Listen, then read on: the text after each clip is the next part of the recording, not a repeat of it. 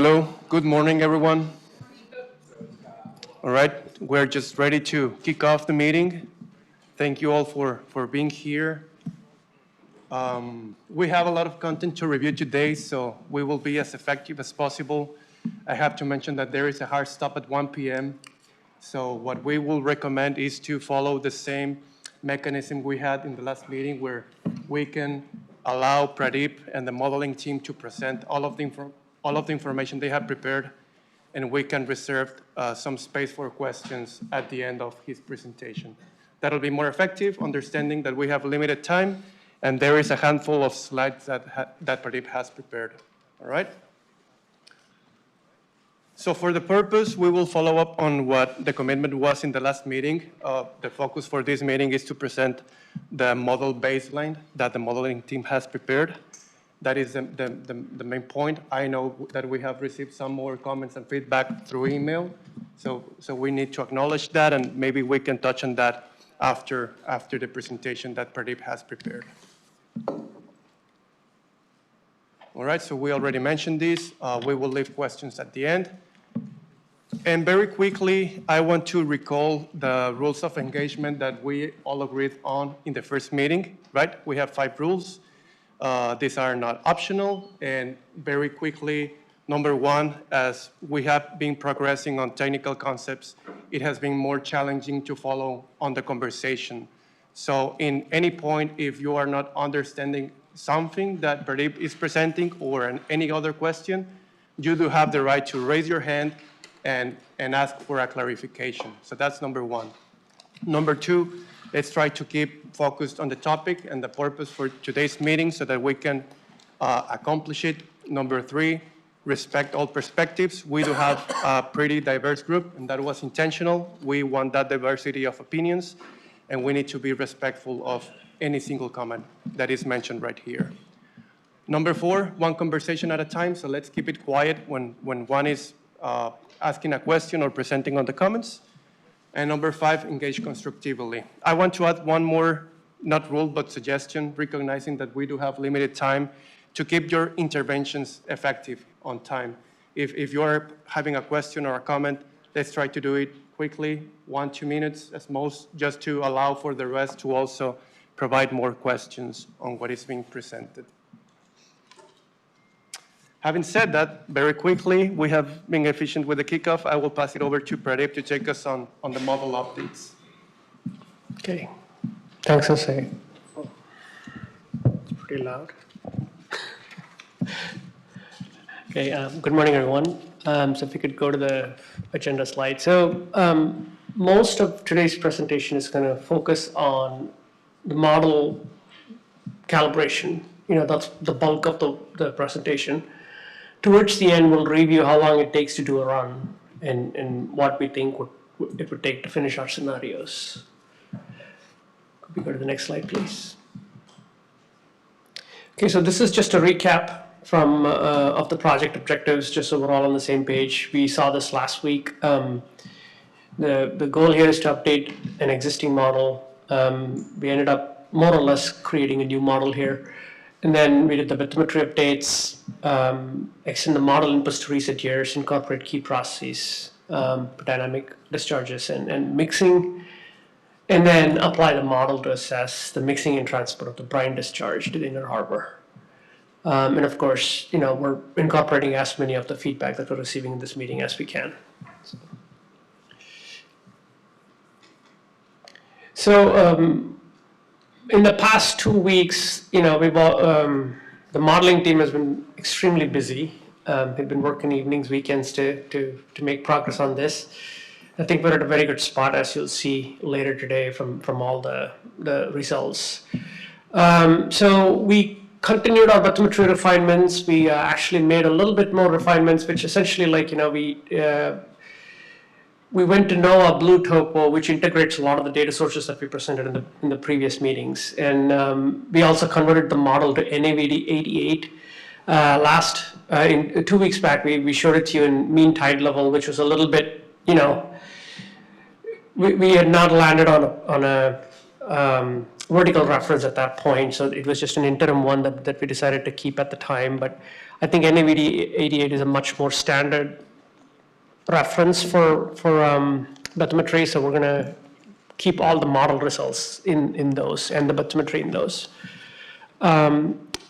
The other things that we completed, Hazen team completed all the point source inputs, and they've incorporated that into the updated model grid in the bathymetry. So all of that is done. We're still doing some quality control checks on those, but I think we are almost there, 95%, 100% there almost. We've also done some minor refinements to the water level forcings for consistency and accuracy based on, we compared it to different gauges and so on. But nothing substantive in terms of a change from what we showed in the past. A more significant change is to the salinity and temperature. So previously we were only planning on using baycast model outputs, but we also compared them to near gauges both on the northern boundary as well as the southern boundary. And we tried to adjust them where it was still reasonable to adjust the baycast model output. So essentially, like its baycast model provides the long-term trends and patterns in salinity throughout the ocean as well as the northern and southern boundaries. Same for temperature. What we did was essentially reconcile that with data, and then we upscaled the model output so that it reflects actual observations where it is available. Now we might still go back and adjust that. We've not had a chance to do that. To remove some possibly high salinity measurements, which we have to look for potential sensor malfunctions and things like that. But in general, I think it looks fine. The one other update is that we made some refinements to the freshwater inflow to Nueces River.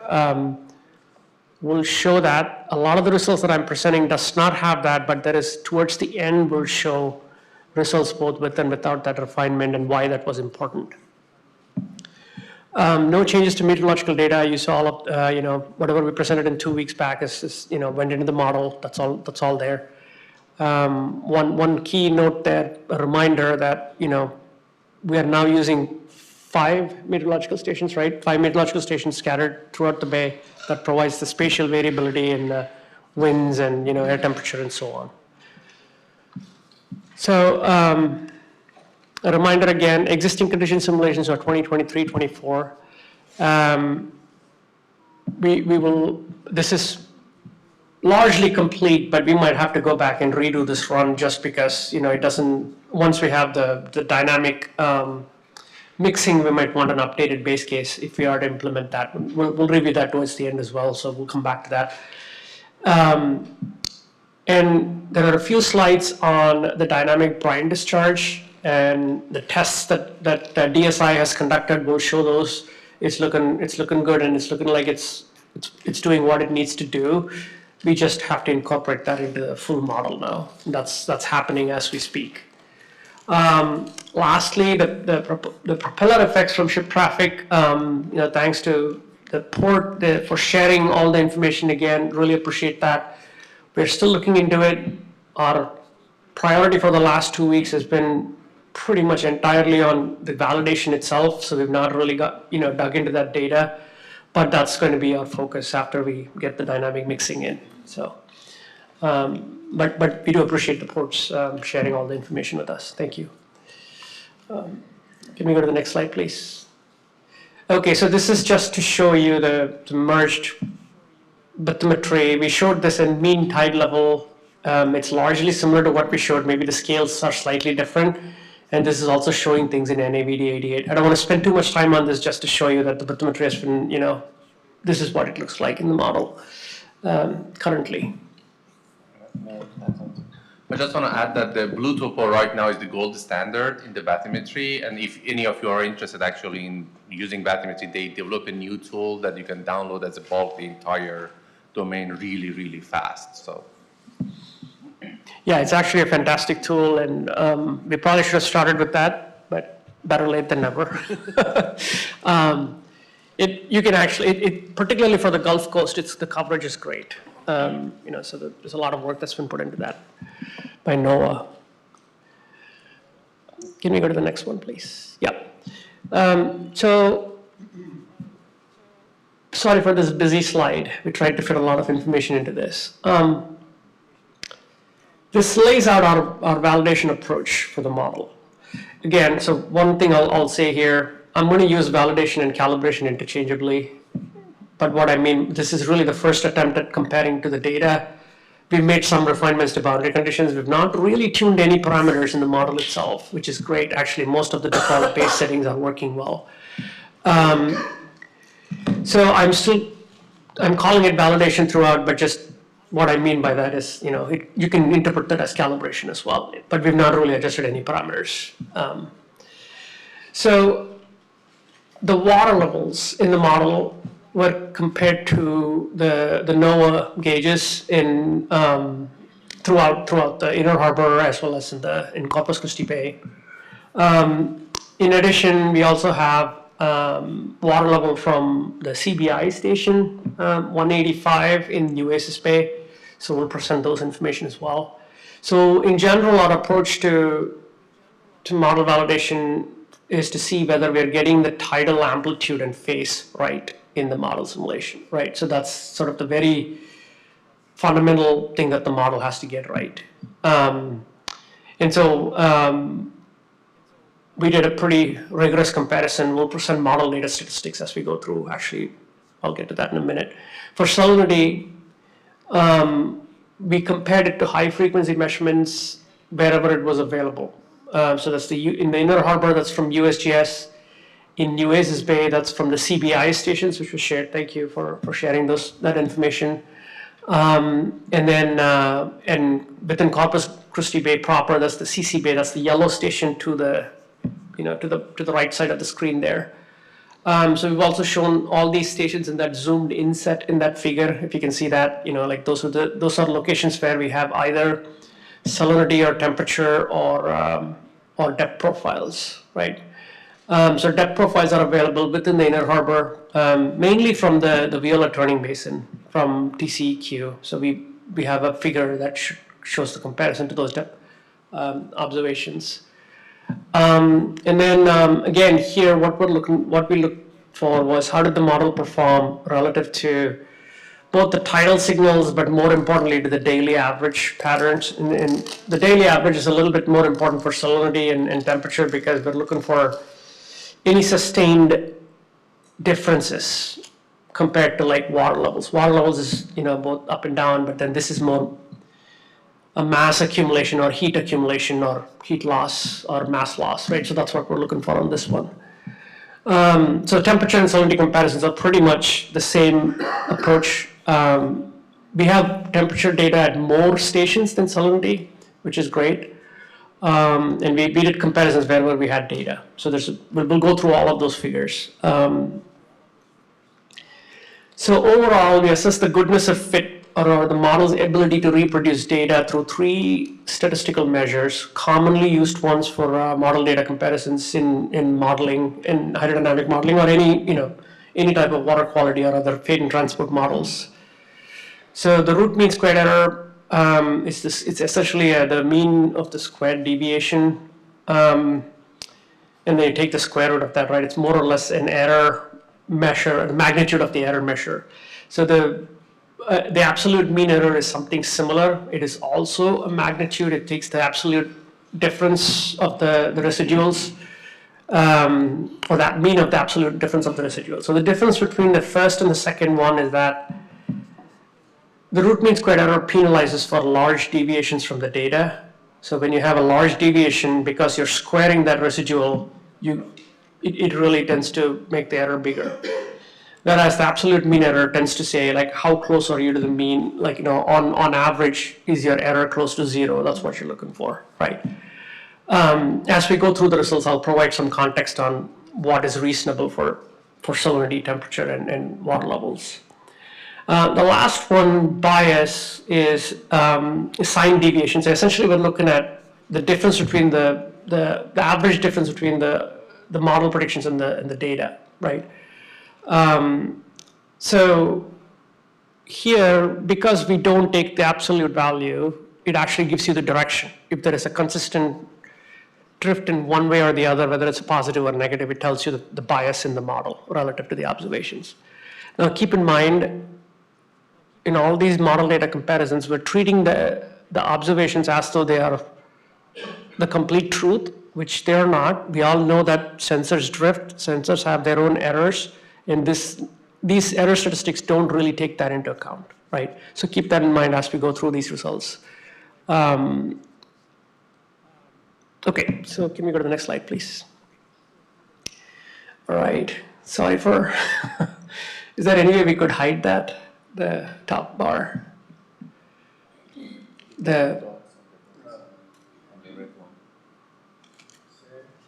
No, not that one, but the orange bar, yeah, on the top. Yeah, there we go, thank you.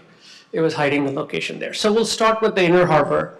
So this is the NOAA Lexington station. So this is just in the figure that I showed in the previous slide. When you're looking towards the bay, it's on the left side, right? As soon as at the mouth of the inner harbor. So this is showing the model performance in blue compared to the observations in red. And you can see here, thank you for zooming in. So these are, the water levels here go from negative 0.2 to 1.5 as the scale. But really what this is showing is the model, both the model and in the data, the tidal fluctuations that is reproduced extremely well in the model. And then a couple of features, if you can actually pause right there. So the one right above that n equals 17,657, you see that a spike in the water level there. Not that one, the other one to the left, we'll come to that in a minute. Yeah, that one, yeah. So that is Tropical Storm Harold. That's the storm surge that came into the bay, so the model reproduced that really well. Harvey, Harold, yeah, sorry. It's a tropical storm H, I don't know which one it was. No, this is not Harvey, this is 2000. Oh, sorry, this is to 2023, sorry, yeah. Yeah, it's a small one.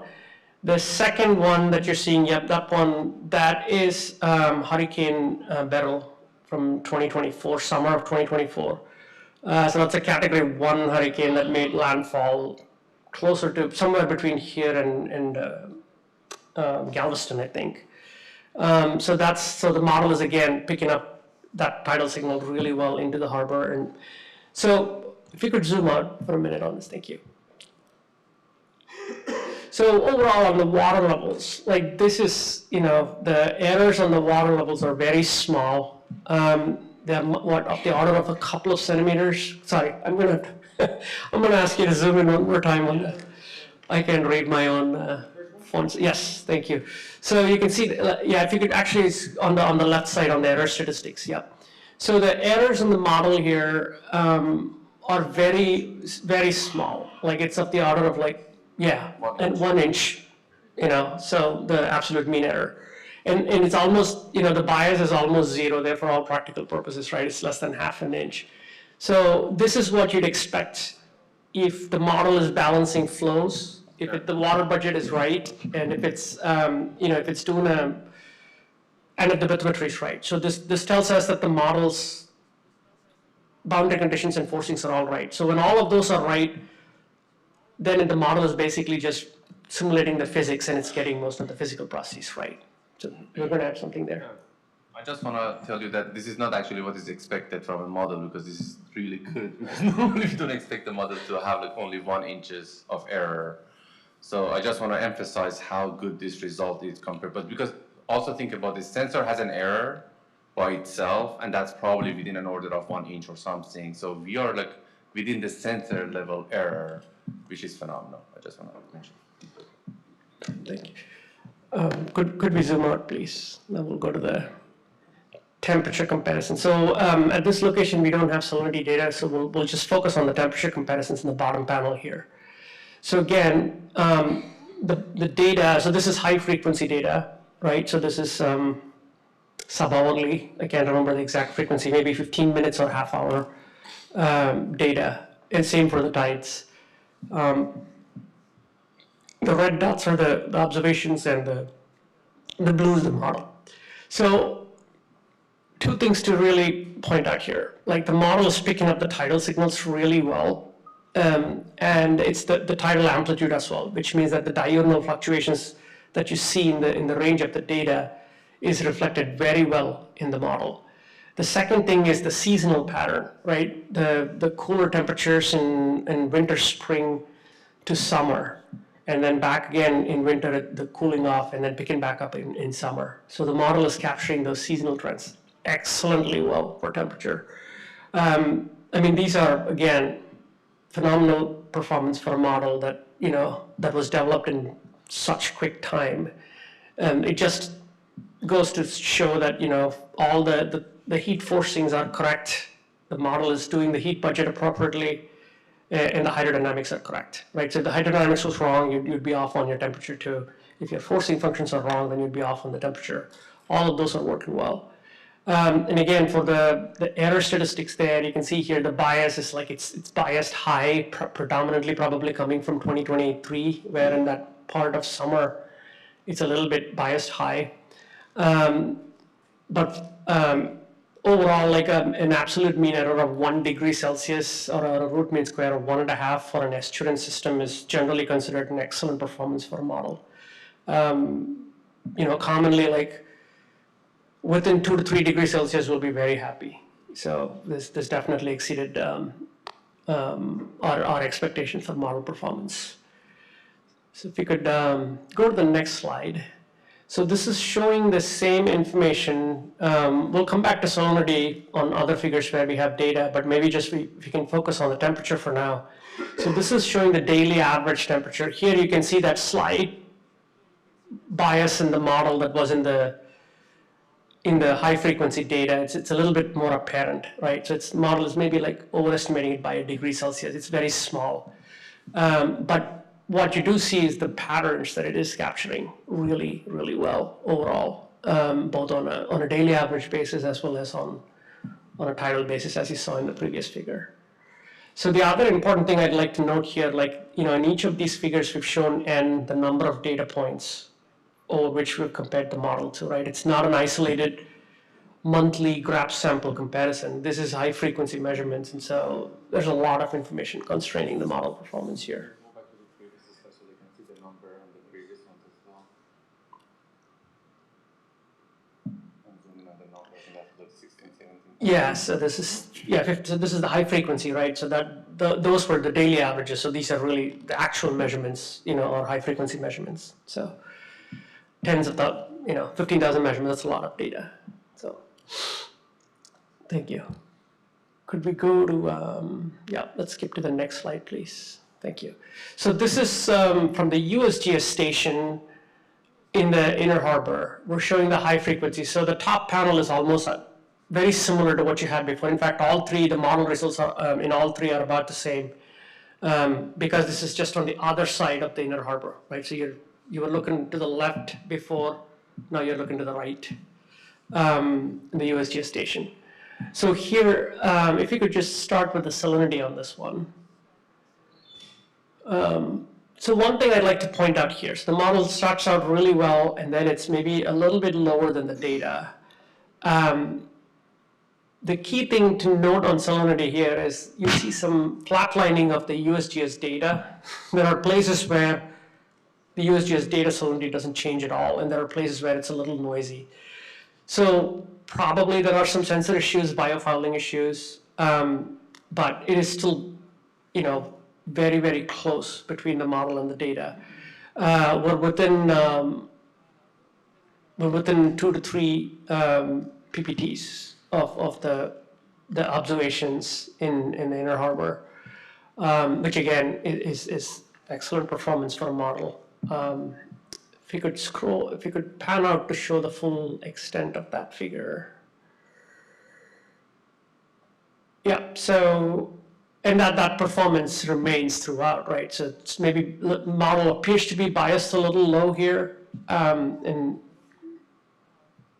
we think it is still within the realm of really good performance.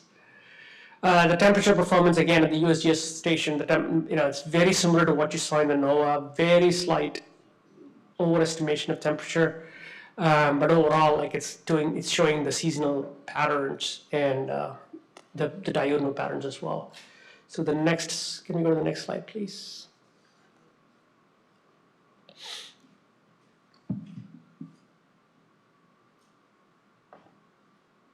So this is showing the daily average salinity and the daily average temperature, similar to what we saw for the NOAA station. Mostly the same sort of points, like you're seeing in the daily average, the noise is filtered out a little bit more in the data. Now you can see like the data is maybe like 2 to 3 PSUs, PPTs higher. So one other thing I'd like to note here, the data is all in PSU, the model is in PPT. For all practical purposes, they are very similar at normal ocean ranges. Like it's, maybe 0.5% or higher, I think, the PSUs. So you can use them interchangeably for all practical purposes, unless you get really outside the range of normal, ocean salinities. So, yeah. Can I ask a specific question? Yeah. So the salinity here, you have the model underestimating the salinity in the inner harbor. Is there a way to tune that to the data? I mean, because if you look at the salinity in Corpus Christi Bay, it was 35, 34.5, 35 throughout 2023, 2024. So the 30 is not only a sensor issue, which there could be, but it is a lower value, which Yeah, the model is, drive the CCD. it's like, yes, so we can come back to that. So, Okay. I would still consider this very good model performance. So, and again, like one of the key things that I'll emphasize throughout is it's not the absolute value that matters. Once we know that it's seasonally and temporally doing very well, what we're going to look for is the relative difference between the baseline scenario and the with brine discharge scenario, right? So if the baseline is 30, and then with brine discharge, if you have a salinity of 31 versus 35 and 36, it is still the same relative difference that matters from an environmental risk perspective. From the modeling perspective, yes. From the environmental perspective, no. Well, let's come back to that. Because again, the goal of this is not to compare the environmental standards of like, we're not comparing to an absolute number. We're only saying what is the change and is there a risk. That's the extent to which we're doing this comparison, right? And so, but we can come back to that point when we do the discussion. Yeah. I just want to make a point on what Pradeep said. Your point is absolutely right, because if one unit change in the salinity from 19 to 20 is different from 35 to 36 from, like, basically, I think that's what you're trying to mention here. But in reality, if the model tells you the difference is 1, then you can go back to the observation and say, okay, the average here is 30, now it's going to go 31, and do your evaluation based on that. So you don't need the model to tell you that absolute. So you can define your baseline and use the model just for the difference delta that you want to add to that.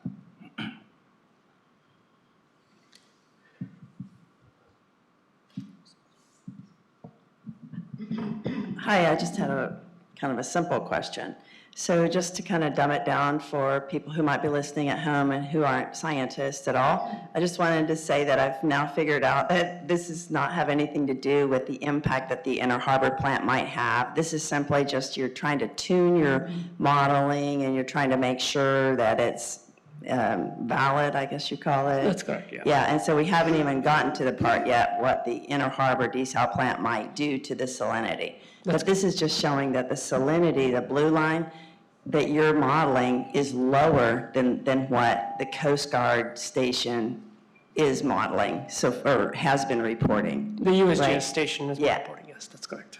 USGS. Yes, this one is the USGS, The Geological Society, right? Yeah. Okay, thanks. Just making sure I'm on track with this. Yeah, thanks for that clarification. Yes, we've not done any simulations with brine discharge. That's correct, yet. We'll get to that in the next meeting. So does this have, so this station is by the Lexington or it's inside the Inner Harbor? It is just outside the harbor. So Lexington's to the north and this is to the south. Okay, and this doesn't have mixing from ships yet, right? This is just the ambient Oh, you mean the simulation itself? Yeah, the Yes, baseline does the not. simulation does not have any mixing from ships. That's Because, I correct. mean, I would point out that there's, I think, 36 MGD of freshwater inflow daily in the model, but since we don't have the effect of mixing, given that confined area and how much fresh water's in, since there's no mixing from the ships in yet, you would tend to have a lower salinity than measured outside the harbor, because just as we had the example before of it mixing, it'll mix, mixing the salt, it will mix the fresh as well. So that may be an explanation for the difference. You don't have all the Yeah, I interactions mean, in this. there are- This is just a baseline. Well, I mean, yes, like it doesn't have mixing. Mixing could partly explain that, absolutely. What we're showing here, and I should have clarified, is depth average salinity as well. So it's not, the one thing that is uncertain here is the depth of the sensor. USGS doesn't report the depth of their sensor, how far below the water column. We made the assumption that it is, somewhere mid-depth. And at that point, it should be. And yeah, but it also doesn't matter, like as you'll see in the subsequent figures, there is not a whole lot of vertical structure in salinity either, both in the data and the model. So it probably wouldn't make a big difference. Is the baseline assuming that the power plant's on or off, or is it even in here yet? All the point sources except the desal plants are on in the Okay. model. Yeah. Thanks.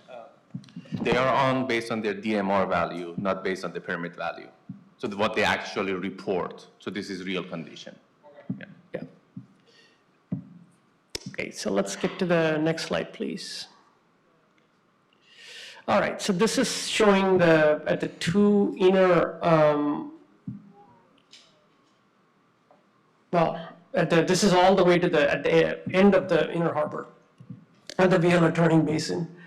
So TCEQ collects depth profiles within the inner harbor at this location. They also report depth profiles, or they've tried to collect depth profiles, and I'll show that in the next slide when we get there.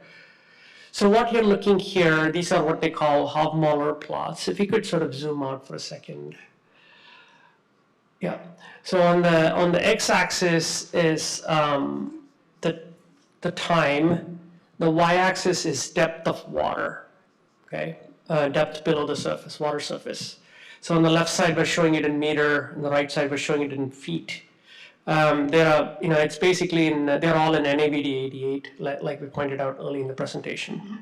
So the color floods are basically, high frequency model outputs every day at that, what's the depth profile of salinity. And then you can see the scale of salinity in the top, the scale of temperature in the bottom, right? It goes from 0 to 40 degrees Celsius, but really the water temperature almost never gets above 35. But it does get up to 35, 30, in peak summer conditions. The dots, the circles that you're seeing are the actual measurements from TCEQ at the Viola Basin. So those are the dates when those measurements happened, and they're color-coded to that same scale. So what you're looking for is those circles to more or less blend into what the model is simulating, right? If that is the case, then our model is providing a reasonable simulation of observations. Key things to note here, it's much more easy, it's a lot easier to illustrate this with the temperature, so I'm going to start with the temperature, but then we can also zoom into the salinity and look at it after that. So over time, right, so you can see the model's prediction, the changes in temperature. You saw that in the time series. Blue is cooler, red is warmer, and the model was predicting cooler temperatures in spring and winter and spring, right, and then it warmed up over the course of the summer. That's also evident in the data, right? So the data, if you look at the one close to March 2023, it's a little bit closer to that pale blue, and then it turns yellow, similar to what we have in the model, and then it turns to red right about in the middle of summer. The other key thing to note here is that with depth, neither the model nor the data is showing an appreciable level of stratification, right? So you don't see like red in the top and blue in the bottom. That would indicate pretty strong stratification. So there is really, it's red in the top and red in the bottom on any given day. That tells you that it is not appreciably stratified, meaning it's pretty well mixed overall. To your point, perhaps due to ship traffic or perhaps due to the tides or a combination thereof, right?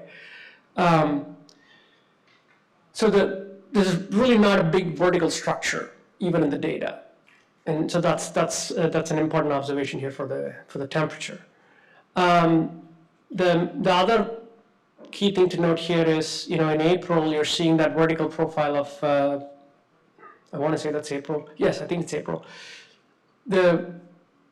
Even with the seasonal changes, you're not seeing a stratification set up in the inner harbor, meaning the tides are there is enough energy in the system to mix the water column.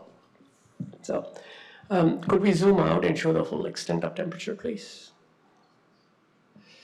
Okay, so that's where we have the depth profile data. The rest are grabs only on the temperature and the salinity. So, but what I do want to point out is,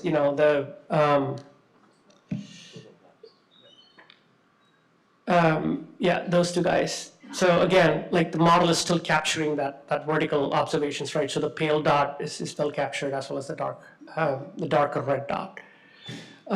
So if you can zoom out. Can I ask a question? To me, this is probably the least active part of the ship channel. It's the very west end. It's stagnant. It's a dead end. Is that why you're focusing on it, or can you explain a little bit more of the implications of that rather stagnant location? Yeah, so this is where we have data. We don't have depth profiles from anywhere else in the harbor, unfortunately. You don't have what? We don't have data anywhere else in the harbor. That's the only location where we have depth profiles, which is why we're showing the comparison here. The navigation bridge, which I'll show next, which is much closer to the desal plan, but that TCEQ only reports surface grabs there, and that's coming up in the next slide, and I'll explain why. Do you have depth profiles for anywhere else, or is this the only? This is the only depth profile. Okay. Does that Water Development Board buoy doesn't have any? Because I thought that they were going to put multiple levels of depth comp, just surface. Just okay. the surface, yeah. All right. I couldn't remember. Some of them were supposed to have. I know from personal experience that right off of North Beach, the temperature is a lot colder on the bottom, like in 12 feet of water, because I free dive, swim and go down to the bottom, and it's way cooler. It's like, I don't know, it feels like 5 degrees cooler, but it may not be, but it's definitely cooler out in the bay near the inner harbor than what it looks like it's showing here. It's definitely cooler on the bottom, just from what I've felt. Yeah, I mean, some times of the year you see some vertical structure, but it's just not sustained. So you see, there are some parts, like in June 2023, sorry, can you go back to that? Yeah, that one. So if you can sort of look, sorry, just zoom out, yeah, right there. So you see the surface is darker than the bottom is paler. So those would be periods where it does show that there is some stratification, it's just not sustained over a period of time. Maybe during a slack tide or when there's not enough tidal mixing, you might have stratification set up temporarily, but it breaks up pretty quickly is what it's telling us. Or what this gentleman was talking about, that the very end of the harbor is definitely not very representative of the bay in general. Yeah, we're not, so this is, Yeah. again, I want to say this is where we have the data, so we're showing the comparisons to the data that we have, right? We don't have depth profile anywhere else, so, yeah. Can we go to the next one, please? Oh, sorry, let's actually look at the salinity. And also, this is from the inner harbor, which is one of the key locations where the brine discharge is coming into, right? So, that's the turning basin, yeah. Turning basin, yeah, all the way at the, yeah. That's right, yeah. So here again, you see the vertical structure and salinity.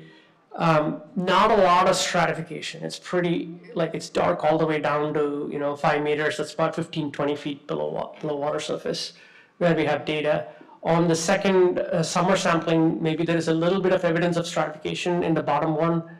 The bottommost one is maybe a little bit paler. But overall, like, the model is within the ballpark of what the data is saying there. So same as temperature. So the gradients are much harder to pick out in salinity because over time, there's not a huge amount of gradient in the salinity data.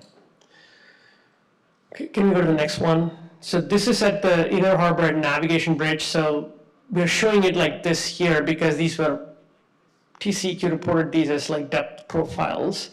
We do have depth profiles from other times, not in the 2023-24 period. I think overall they had like 2 depth profiles total, 2 or maybe 3. And the reason they said they couldn't measure the depth profile is because of the ship traffic. So they said like we cannot stay there long enough to drop a CTD cast and get a depth profile because they constantly have to move for the ship traffic. That's their documentation, at least, in their notes. So again, most of the same points that I made in the previous one applies. The surface graphs generally track what the model is predicting. So if you go to the next slide, please. Okay, so now we're going into Corpus Christi Bay proper and the La Quinta Channel. So this is the La Quinta Channel and the NOAA station, where we have the water levels on the top and the temperature in the bottom panel. Salinity is in the middle, but they don't have salinity data there. So as before, again, this is, I'm gonna sound like a broken record overall. Like the model is phenomenally well at both reproducing the amplitudes and the seasonal patterns and the tidal surges and everything. There's not like a very evidence of a sustained bias in either the water level or the temperature. Model does a pretty good job of both. The root mean squared error, the average mean error, etc., are all comparable to what we saw at the Lexington station. So if you could maybe zoom out and go to the next one. Yep, this shows the hourly, daily average, thank you, of the model versus the data, really relevant primarily for temperature. Then again, same as before, you see the model reproducing those patterns very well.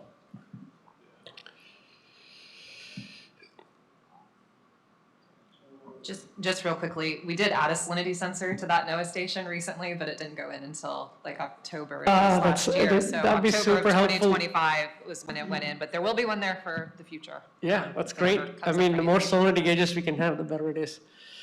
And I know at least says that their sensors are all typically half meter below water surface. I wish USGS would say that they have an elevation altitude for the station. That doesn't help you much because it doesn't say where the sensor actually is located. I mean, we could probably call USGS and eventually find out, but I'm guessing it doesn't matter. Yeah, that'd be great. So, but regardless, there is not a lot of vertical structure, so it probably doesn't, like we're showing depth averages for salinity anyway, and it doesn't matter. So this is at closer to the ocean boundary at Port Aransas. Some of this also informed the development of the boundary condition where we had like gaps in the ocean boundary location. So in some ways for the water levels, the closer you get to the boundary, it's more it's going to reflect the boundary condition. But the more relevant comparison is for temperature. So you can see here there is a considerable amount of noise in the temperature data, probably because the sensor is for the observations, yes. Probably because the sensor is either getting exposed to air or it's drifting, like there's in that period there. You don't see that pattern anywhere else. I just want to point that out. Like this is always the trick with high frequency sensors. They constantly have to be recalibrated, and you have to check it, then you have to put it back in. We don't know the protocols for all these sensors, so the quality assurance protocols. But anyway, regardless, the key things to note here is you see a little bit more of a diurnal range in the surface temperatures, and you can, we pointed that out here. But other than that, like the patterns look very similar, meaning like, the seasonal patterns and etc. are reflective of what's happening at both the atmospheric conditions as well as in the ocean boundary. So if you could zoom out and maybe go to the next slide.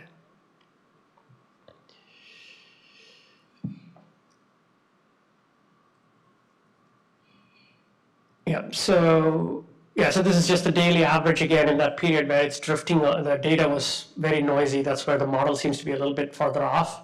But we think that that's more a data issue than the model. You can see that the model is right, the data comes right back in line with the model.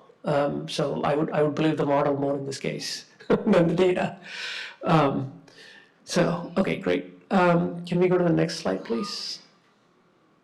Okay, so this is at the Texas Water Development Board station in Corpus Christi Bay proper, right? So this is again, we're showing depth average salinity and surface and depth average temperature both.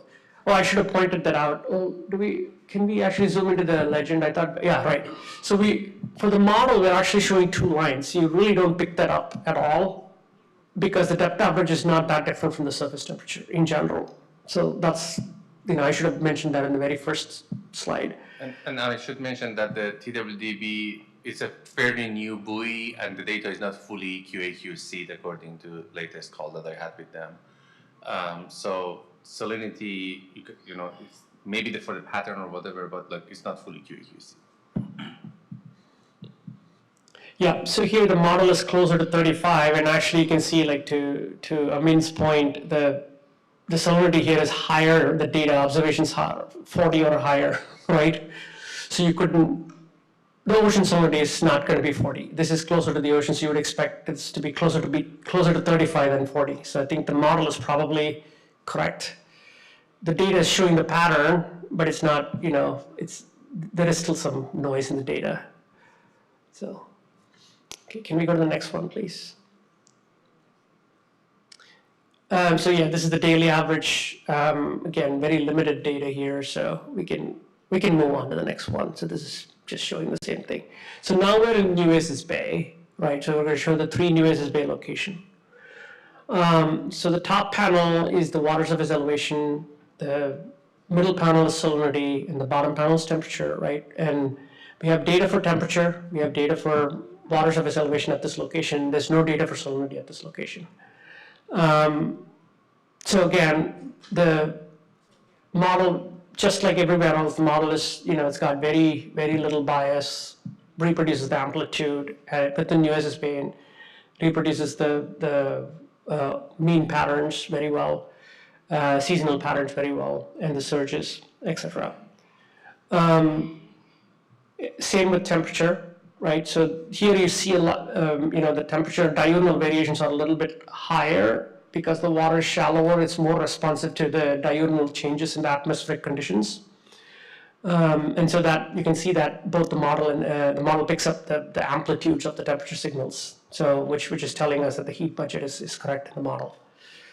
One thing I'll note here for the salinity, you can see similarly, there's a little bit more fluctuations in general within Nueces Bay than you do in the open bay, in the other locations, in Corpus Christi Bay.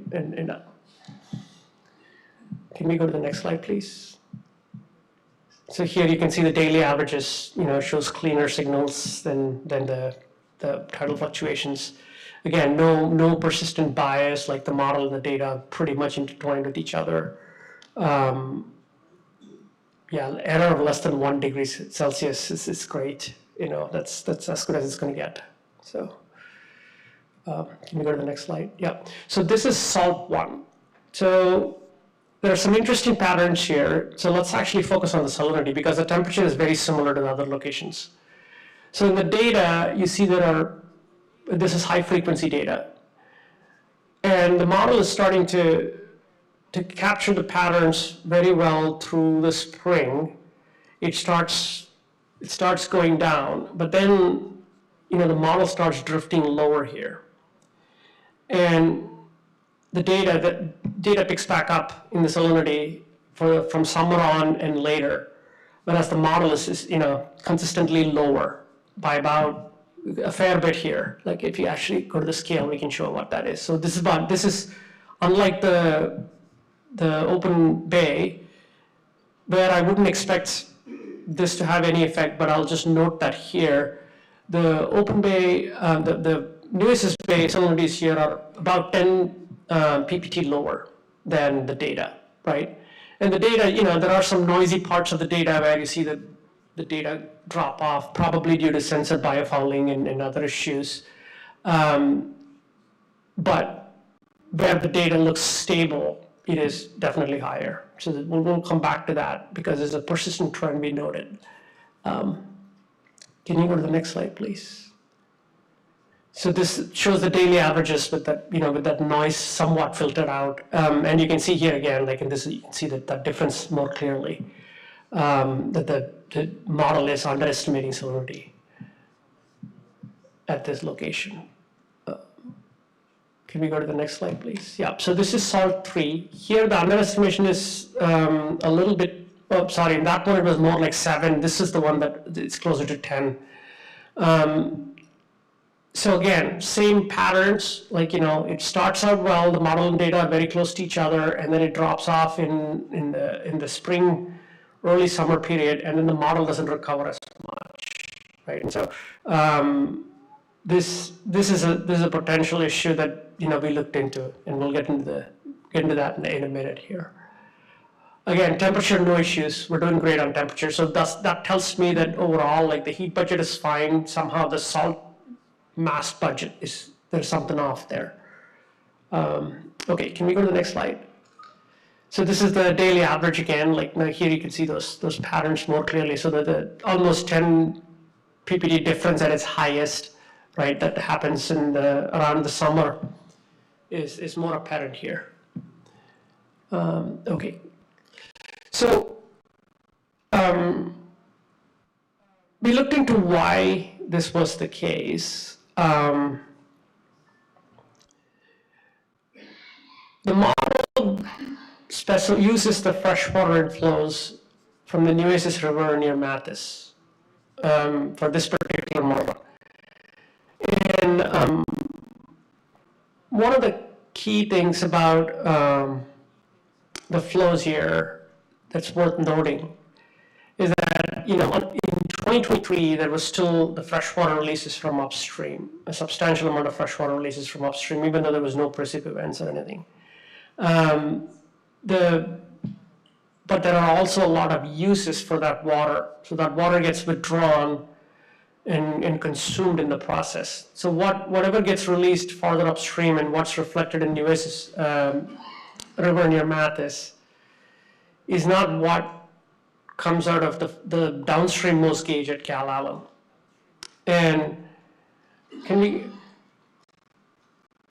go to the next slide, please? Not the animation, actually, let's go to the next one. Next slide, yeah. Do you mean at Levante Park, the saltwater dam at Levante Park? Is that what you're talking about when you say Cal Allen? Yeah, so that's Cal Allen, so. Yeah, we refer to it as the Cal Allen Barrier Dam, the Cal Allen Dam, but it's one and the same. Thank you. So this is an important figure to illustrate what's happening, right? So that particularly if we can zoom into the bottom panel there, and then show the x-axis, yeah. So if you notice the model's boundary condition, which is the 2 orange dashed lines, that's, if you could point that out on the legend, please, if you don't mind. So, and then the USGS gauge at Mathis is that blue line, I think. And then, so next time around, I'll actually make these lines bolder. I'm having trouble picking out between the lines on the screen here. Yeah, and then the green line is sort of midstream Blunzer, and then the red line is Cal Allen. Now those river miles are not accurate; those are just guesses based on simple coordinates. So don't quote those river miles, but just to give you a sense for the distance between them, right? That tells you like how far up the current boundary condition is from. It's the farthest point upstream where we had data. And so if you look at this, the downstream most location, right? The flows there are about 2.5 to 3 cubic meters per second. If for context, if you could go to the right y-axis, that'll show the CFS. So that's about 100 CFS versus the flows are less than 100 CFS. The flows all the way up at Mathis in that same period is well over 350 almost 350 to 4, CFS, right? So there is almost a factor of 3 to 4 loss of that flow. So we were specifying a significantly higher freshwater inflow into Nueces Bay. This is obviously, we're assuming that the freshwater has zero salinity, so that's a lot of zero salt water coming in, right? And so what we did, and the simulation is still ongoing, we've not completed it, but it did go past that spring period where you see that peak there. So we set up another model run where we used the Cal Allen gauge data instead of the Mathis gauge data as the Nueces River inflow. And so now if we could go back to the animation, please, the one slide before. And so I apologize for the poor quality of this animation. If you could hold on for a second, let me explain what these two are showing. I had to email it this morning, and so I didn't want to create a very high resolution that I cannot email, so I emailed this to Jose this morning to include in this presentation. That's why it looks coarse, but it will illustrate the point that we're trying to make. So the left side is run 9, which is all the results that you've been looking so far, right? The right side is a new run that is still running on our machines. It's not done, but we do have results through that part where that salinity started to drift from the data. So what you're seeing here is, hopefully from the shape you're all able to make out, there's the inner harbor in the bottom, and then just above that is Nueces Bay, and then you have Corpus Christi Bay proper. It's not showing the full model domain. We wanted to zoom into Nueces Bay on this one to show what's happening. The salinity scale on the right goes from 10 to 50. So the yellows are about ocean salinity, right? That's about 35. The blue is very cool, low salinity, cool colors. And then the reds are, higher salinities. You won't, the isolated pockets of reds are probably dry cells that are just, concentrating salt in isolated pockets. I would not worry about them for the moment, but if you can focus on Nueces Bay as once we play the animation, on the left side, what you'll see is both have freshwater inflows, but the right one has much smaller freshwater inflows, right? And the correct ones, what we think are the correct ones that need to be there in the model. In the left side would have, the result of the higher freshwater inflow into Nueces Bay. Can you play that now, please? Sorry, before playing it, I just want to make sure, because that was a lot of information, if everyone is following the explanation, or if we need another clarification to what we will be seeing on the left and on the right. Yeah, so just to confirm, on the left is using freshwater inflows from the Mathis gauge. Correct. And on the right is the Cal Allen gauge. That's right, yep. Okay. Why would you use the Mathis gauge is what I'm curious about. That's what was used in the older model. So if you started there, and then, this is part of the validation process, right? So you look at it, something doesn't look right, and then you try to tweak it. That's how we diagnosed it.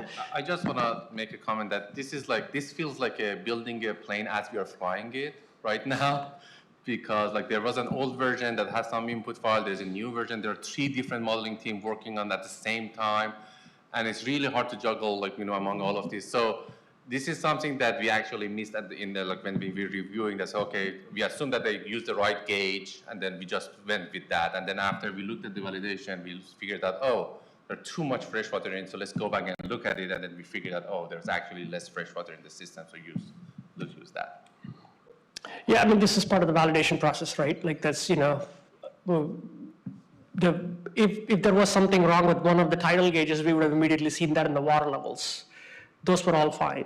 If there was something wrong with atmospheric inputs, like say one of the Met station data, we would have immediately seen that in the temperature. Those were all fine. Now this has a more direct influence on salinity than temperature. If the volume was sufficiently large, you probably would have seen an effect on temperature too. But the temperature for this is not that, there's not a big temperature gradient, but there is a big salinity gradient between the freshwater inflow and the 36 versus 0, right? So that's why we were able to pick this up right away. That is an issue. So, for for those of you who are modelers, you'll probably pick it up right away. It's like, oh, that makes sense. But this is like one of those things that, that's why we were able to zoom in quite quickly on what the potential problem was on this. So, yeah, good read.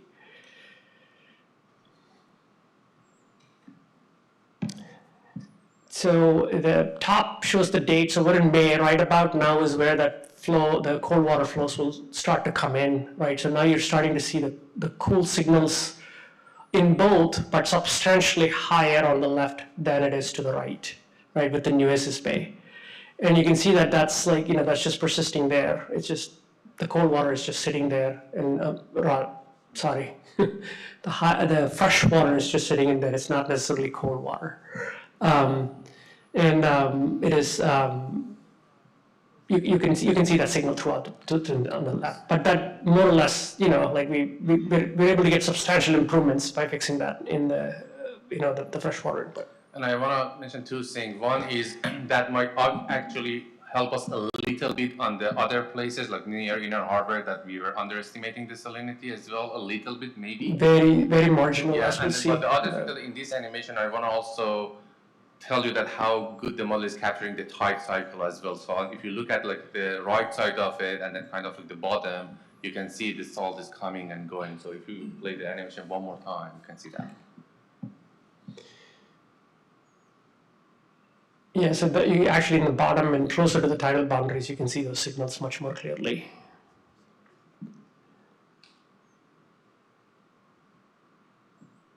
But even with the Nueces Bay, you can see it move back and forth, right, with the tides.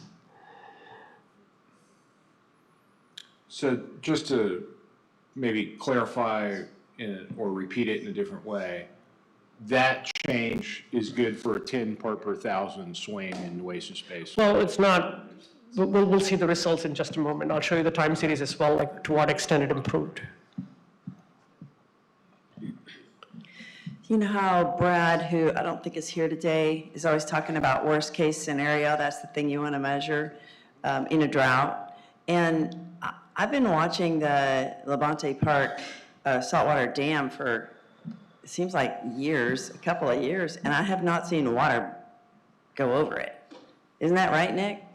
Yeah, so I can comment to that. When we get into stage 3 drought restrictions, per the agreed order, we're not required to release any water over the barrier dam. Right, so that's worst case scenario. So in this modeling, I mean, probably if we're gonna need desalination, we're probably not gonna be having water coming over that freshwater, that dam, just saying. If we actually, let's address that question, because if you go back to the next slide. Yep, so if you zoom into the bottom panel,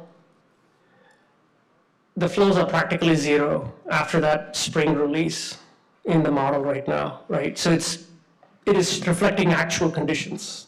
That's what the data is. So to your point, we're not, even the base case model doesn't have a lot of fresh water coming in except for the period where there's a little bit of flow coming in. Well, yeah, I do want to comment on just to clarify my previous point on the barrier dam. Believe it or not, there are times when we get rainfall and it does fall in between Wesley Seal Dam and the Cal Allen Barrier Dam, and that may cause a release of water over the Cal Allen Barrier Dam. Right. So we do have to take into account rainfall, which does happen. Just clarifying the terminology, not as much a release as a spill then, a spill over. Yeah. It's rainfall like that, Right. not an intentional release. Just to confirm, you're going to be using the Cal Allen gauge data in the base case? Yeah. Okay, also there's a Rincon Bayou diversion that feeds some of that water into the wetlands. delta. Yeah. Are y'all going to factor that in at all? No, I mean, that's probably, once it goes into the delta, it probably comes as subsurface. We know of like getting that, estimating what that is. I'm guessing with the, Well, that Rincon diversion is on. That Rincon diversion only works when there's a high flow conditions, very high flow. High flow conditions, so the Rincon information we provide, we have that data, we use the stay to the Nueces Bay. Also, like you're saying, in high conditions, we move more water across around the Calama Dam, so those pop up in the situations. Okay. Yeah, I mean, any adjustments we could definitely make to the freshwater inflows. Again, like, this is hot off the press, really, like, these results are, the run is still ongoing and. Airport runs. Right, like, this animation was produced this morning, so we're actually like, giving you almost real-time results here as and when they're being produced. Which is why the disclaimer there and all of the bottom slides is like, these are still preliminary with the recognition that, it's not final, so. Yeah, I just want to also mention that as Freddie and I talked on tomorrow, I'm gonna go, and tomorrow and over the weekend, I'm gonna go revisit the whole thing one more time, do a holistic QA. You can see every single input, every single time series, compare it with the reality and everything, to make sure that we have like an absolute correct model. And then if there is any minor mistake, that there shouldn't be anything that is gonna cause any major changes in the results, but we wanna make sure that everything is absolutely correct. And then probably starting on Sunday or Monday, we will have like a run that could be used for scenario running also. So I just want to mention that. Essentially an updated baseline simulation, yeah. And will that include dynamic discharge from the power plant? That's the goal. Yeah. Yes, please. Okay, you solved one and several, right? So if you could just focus, show the bottom, just to say that didn't really change a whole lot with that change in the freshwater. They were really not affected by, it was not substantive enough to affect our level. That's the extent to which where it is right now. It is a whole lot closer to is recovering a little bit slower than what observation is suggesting in terms of that some of the increase. But overall, though, it is a substantial about 5.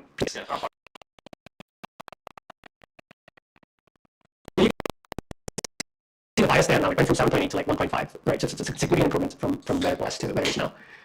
Again, we're zooming in and showing this to you, like, we're not using any of the model tricks of like expanding the scales. But it's like, this is definitely a significant improvement. And so can we also go to the next slide, please? Yeah, can I ask a question?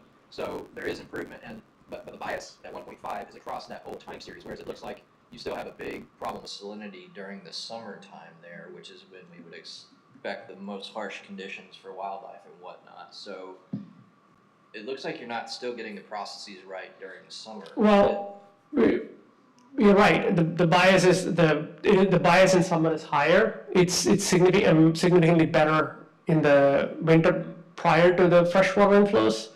So the question is like, what's causing that drift? We can look into that. It could be evaporation possibly. That we might have to adjust.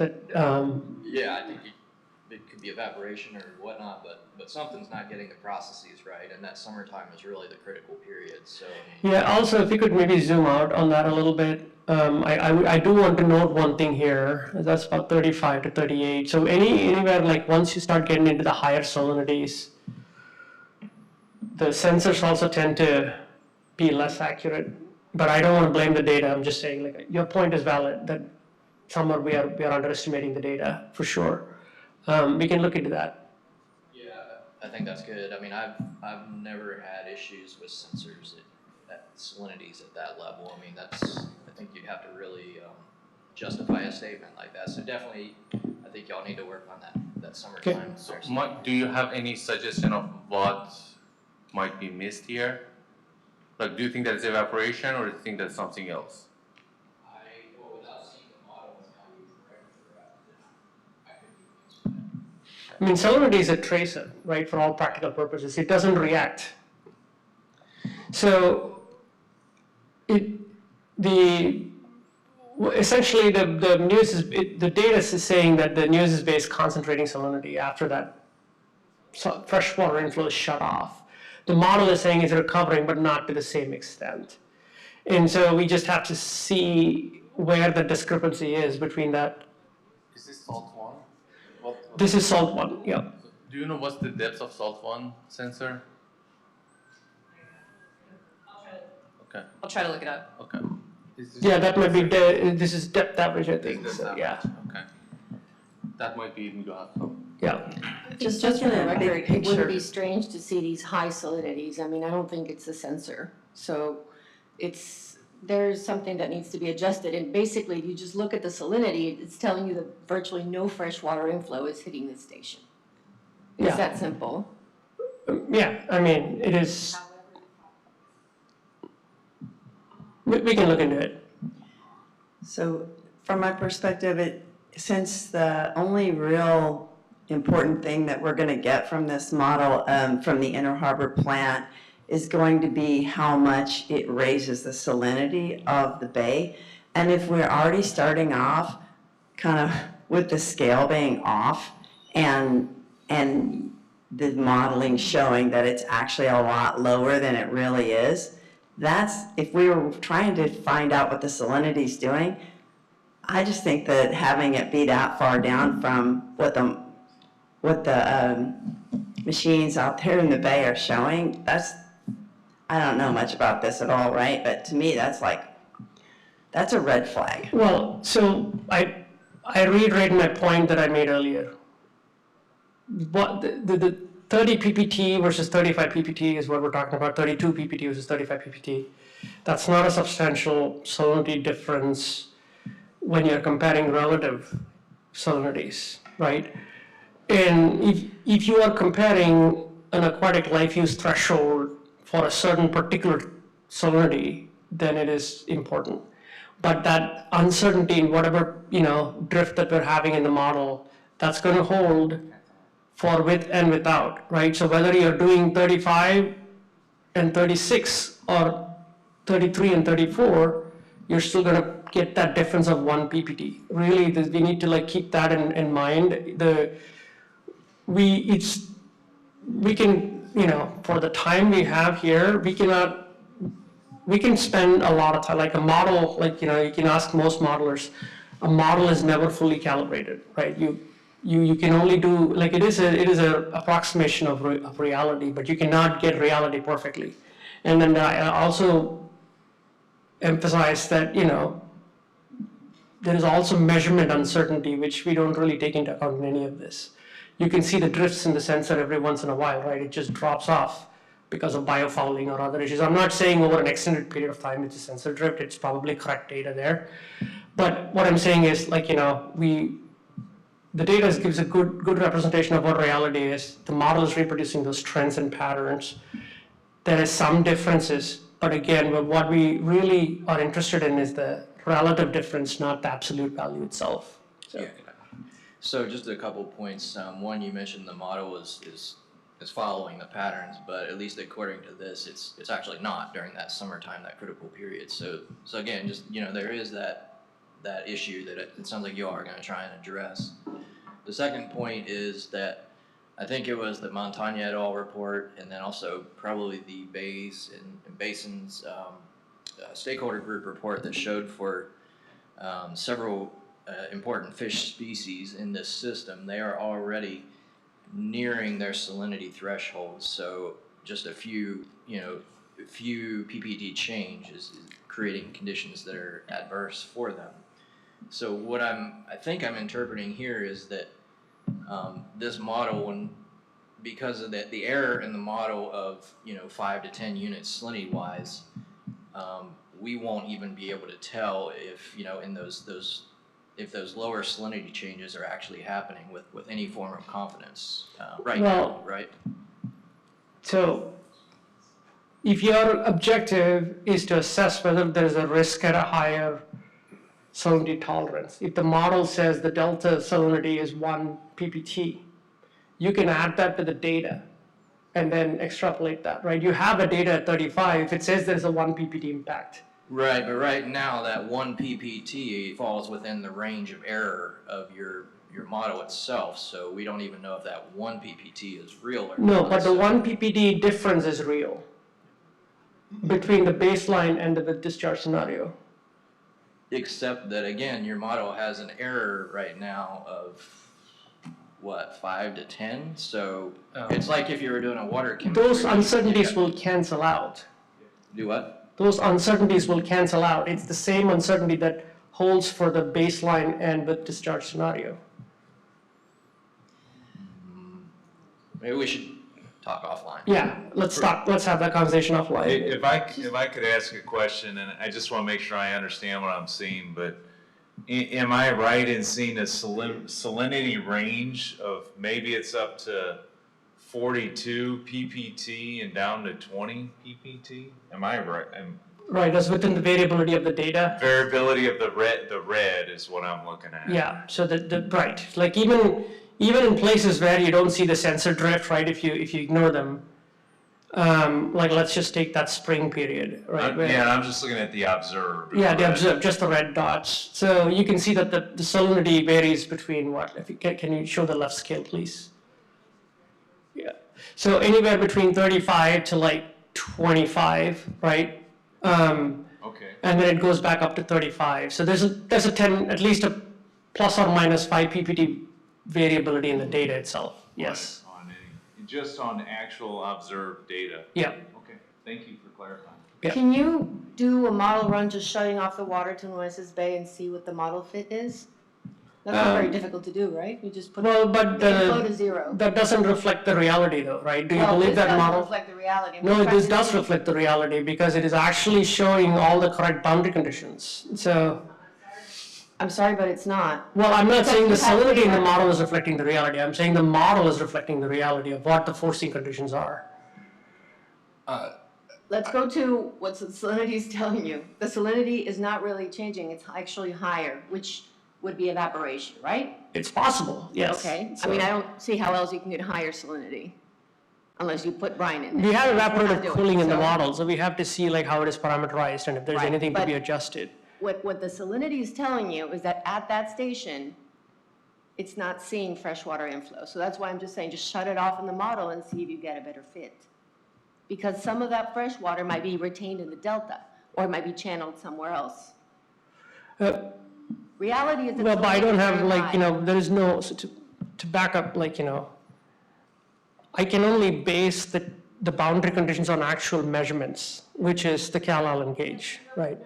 No, you can't. I mean, one of the things that is so powerful about these models is that you can turn things on and off. So you're talking about a sensitivity analysis, not actual. Well, if you want to call it a sensitivity analysis, that's fine. I'm just saying if you run this exact condition without freshwater inflow into Nueces Bay, let's see if you get a good fit. Well, if we do, doesn't make the model right. That's my point. It makes it much closer to the data so that then when you run scenarios, we're comparing against conditions that are more realistic. The problem is, I see what you're saying, and I don't, from a sensitivity analysis perspective, we can certainly do that. It's easy to do that, shut off the freshwater inflows. But our forcing in the model, just like how we're doing the ocean forcing and the atmospheric forcing, the salinity forcing, the reason we adjusted the boundary condition is because it was based off of a location that was not representative. We had better data closer. Now, if we're able to say that, yep, even what is going over the dam at Cal Allen doesn't actually make it to the bay, if we're able to say that with confidence, there is some evidence for that, then we can certainly do that. But as of now, I don't have any evidence, right? My evidence I have to go by is the USGS gauge. Now, if you want me to, as a sensitivity analysis to run it, we can certainly do that. Do No it as a problem. sensitivity analysis yeah. and see what happens. If you Yeah. want to I call would it that. just go one slide back and see what was the actual flow rate during that period of time to see how much. Yeah, it was flow- close to zero, but there were some occasional spikes above zero. So in September 2023, there are some spikes, but it's like most of the time is zero. Yeah, and that's why like it was doing reasonably well early on in the year, right? You see that it's close to zero. That's why it was capturing the data closely. Maybe that's where like, maybe the water doesn't make it to the delta directly. It's a subsurface seep. I don't know that.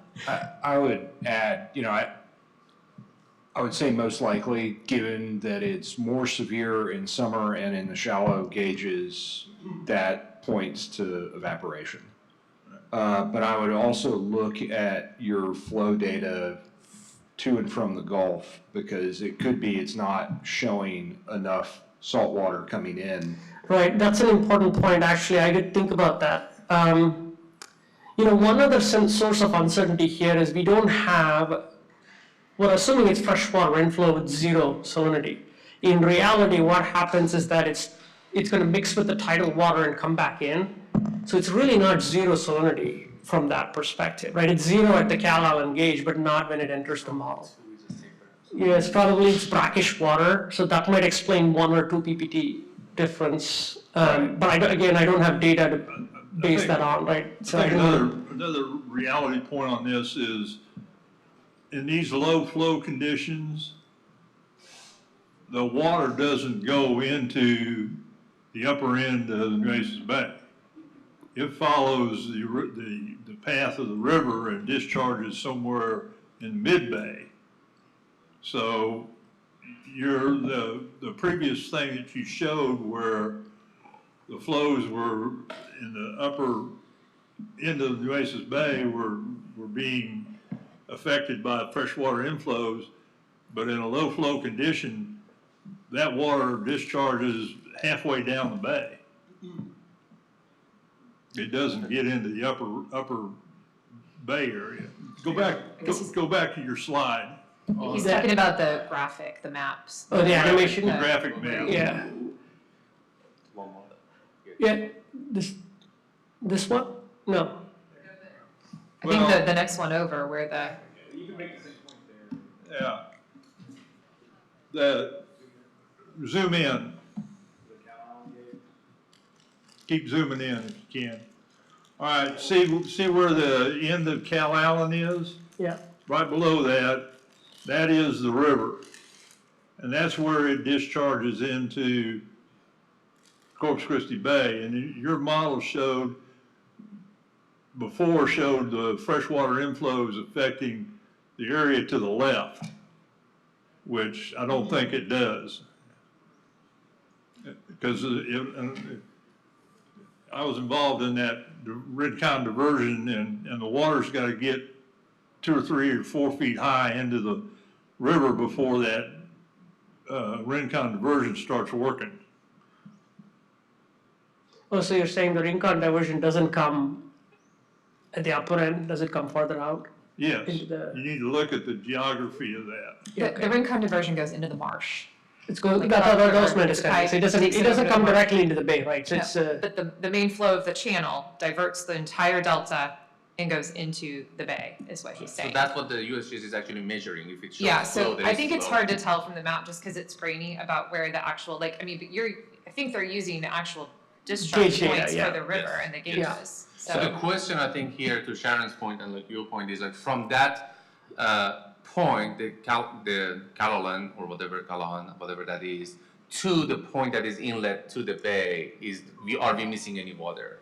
That like right, disperses like does it dry out? Like, do we have evidence that it dries out? That'd be great to know. To the Then, delta or something. Can the city pull, I have my staff looking too, but Steve, do you have easily pull up any of the pumping data from 2023? Because I think the pump was on at least once for the Rincon. I have it. Okay. It's You have for it? Okay. 2023. It's 12,400 acre feet. This is from Adrian. Yeah, okay, he was looking for me, but I hadn't gotten a message back Yeah, yet. So there was a diversion in 2023, so they did take water out of the river, pump it over into the delta. And that was captured with USGS gauges because that's why we see the difference between upstream and downstream, right? The question is after that downstream, yeah, so- is there any water missing going to the delta and just, infiltrate or whatever, right? yeah, right. I mean, like this is a hydrogeology problem too, right? If there is hyporate flow, or if there is, There are if multiple you're basically variables. losing water into the underlying aquifer through the stream bed, that's a good explanation for what you're saying, right? Then we can set the freshwater flows to zero. I just, just requires a little bit more research to figure out what is happening there.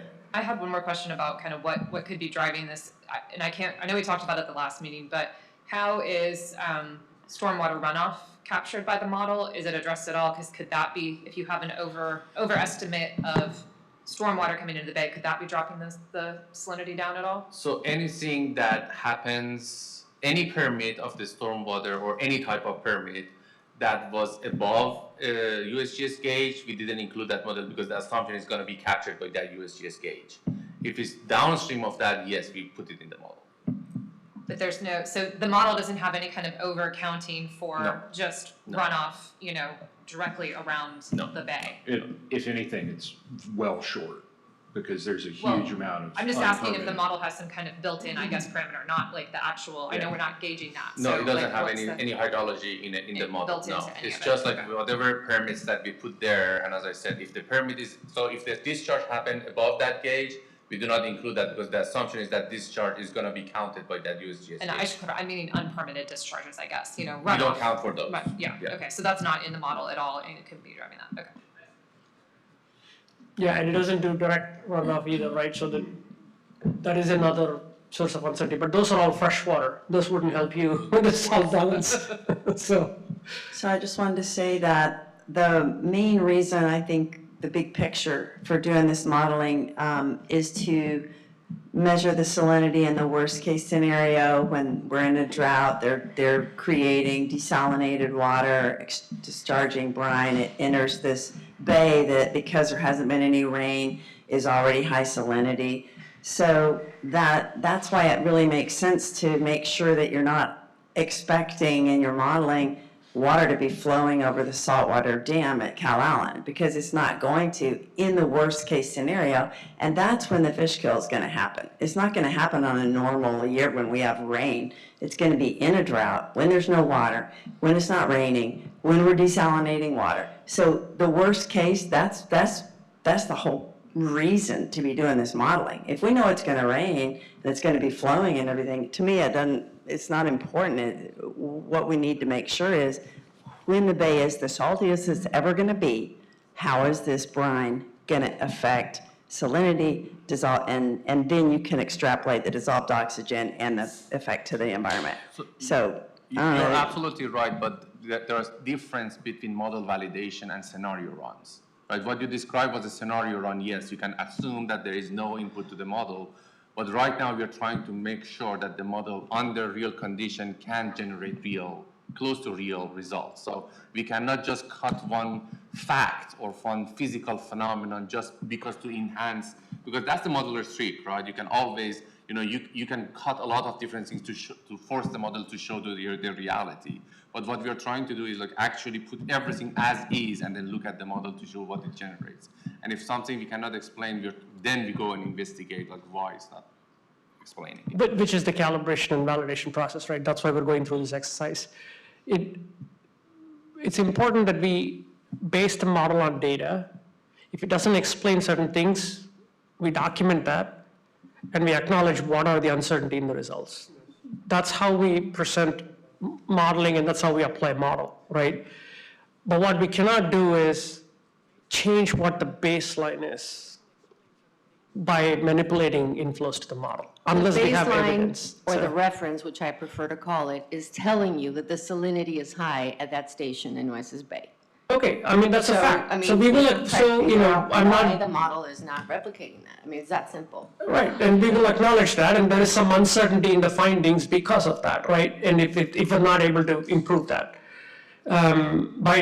This is still a model, calibration is still ongoing, so we're not done yet.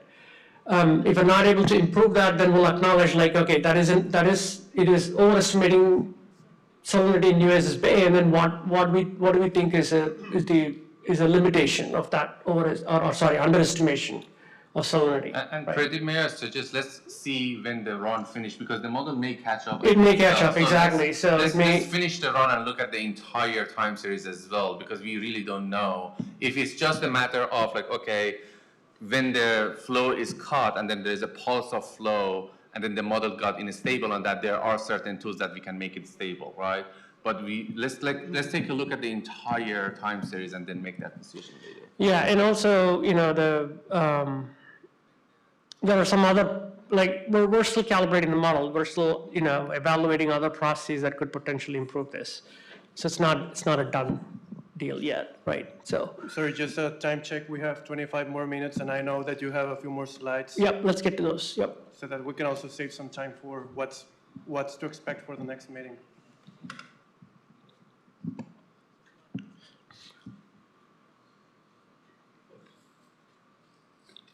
Can we move on from this one? Yep, we already talked about this. All right, so that's all the validation slides we had in what we've done. So on the updates to the dynamic withdrawal and return, the coding for this is complete. It's not in the model yet, but that's our next thing that we need to put into the model. DSI is currently testing it. We're also exploring that we can, use of this for, to your point, the power plant, as well as Barney Davis in Oso Creek. Those are different withdrawal points and release points, and so not that the model doesn't do that now, it's just not dynamic, right? It dynamically withdraws by default. It's just that return is not dynamic. That's the tricky part. And the key thing to those is, for the desal plant, we know exactly how the plant is going to be operated, so we know what the concentration is going to be, or the brine coming out. For the other places, we do not know what the heat addition is, so we're going to have to estimate what that is based on their existing DMR values. Yeah. So that's ongoing. So this is just an illustration of how a dynamic withdrawal will work. It's a simple sort of 2D model, 2D test case, really. So what you're seeing here is, think of what you're seeing on the right side as like a long, disconnected sort of water body, right? The first 100 meters of that is one part of it, and from 125 meters or so to the other edge is the second part of the water body. So think of it as like the inner harbor in Nueces Bay. Now, I'm just using this as an analogy. This is by no means intended to represent that, but this is to illustrate how the dynamic discharge works. So the left side, let's say like you'd have an intake, right? And you see that in the top left. And then the top right is where it's going to discharge, right? And that shows the locations along space where it's doing it. The color scale on the top shows the water elevation, right? So the red is high elevation and the blue is low elevation. So and you can also see that on the right side where so essentially think of two buckets, right? You're withdrawing from one bucket and filling the other bucket. One bucket's at 1 foot depth, the other bucket is at 11 foot depth, right? Full of water, the other bucket is practically empty. So there are two scenarios you can think about here. One is a non-consumptive use where you're just withdrawing and transferring. In the non-consumptive case, if you have a conservative substance like salinity, the concentration should not change in either bucket, right? Like if it's if it's 10, then it's 10, right? In both. In the second case is what we call consumptive use. If you're concentrating, like you're taking fresh water out, leaving the salt behind and discharging brine, then it's more concentrated. Then you'll see in the second bucket start to concentrate with that extra salt coming in, right? So that's what we're going to see here. So the concentration will start to go up, right? So can we go to the next slide, please? So this is the non-consumptive case. In this case, we're doing the same drain and fill. So the other thing that I'll note here too, right? In the consumptive case, you're also withdrawing not just salt, but also water. So the volume of water that you discharge is also smaller too. So can we hit the animation on this one? So you'll see the water filling over time from one bucket to the next, right? But you're seeing that there is no change in the concentration of the salinity, which means that it's conserving mass, it's working as intended, right? It's not concentrating or losing mass. So in the next slide, which is the consumptive case, now you'll see, this is still the non-consumptive case. We can go to the, no, it's not, it's the same one, can you? Yeah, no problem. Yeah, this one, yeah. So here, you're seeing that because we're consuming water, like first of all, the elevation on the second bucket doesn't go up as much. There's less water being discharged, and it's also getting concentrated in the process. So it's now increasing the salt concentration on the right bucket, right? So this is kind of like this is the difference between a dynamic discharge and a static discharge.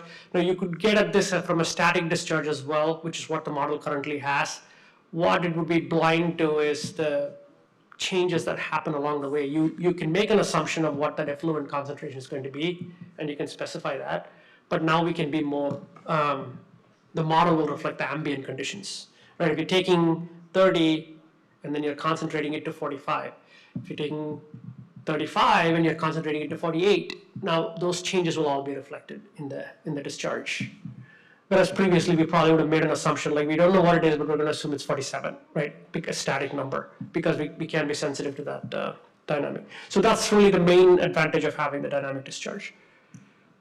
Okay, can we go to the I next? just want to mention that, and for that, we are using the DMR values for the intake and then compare that with the DMR values of the discharge, for example, for the Nueces power plant. And then we can calculate that ratio from that real data to put that in the model and say, okay, in real time, this amount of water is being consumed, or 97% of the volume is actually discharging. So we're going to use a simple mass balance and say, okay, so then basically 1/0.97 times of salinity is going to be discharged to that one. So. Okay. Is this graphic illustrating a plan view or an elevation? So the side is the right side is illustrating the elevation. The left side is illustrating a plan view. It's kind of showing both.